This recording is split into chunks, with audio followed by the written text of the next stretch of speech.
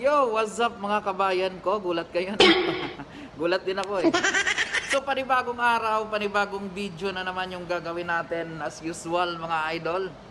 So una sa lahat, sina-shoutout natin yung mga kabayan nating nasa Israel and Iran, no?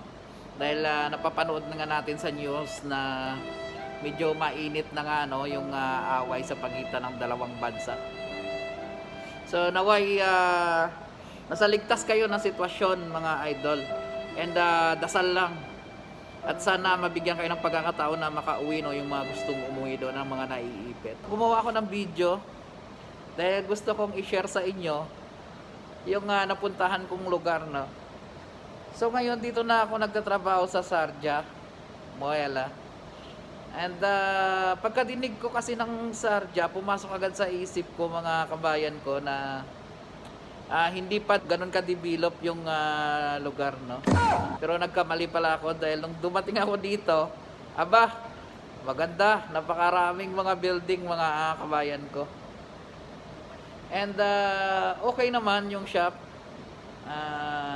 Yung paligid, maganda.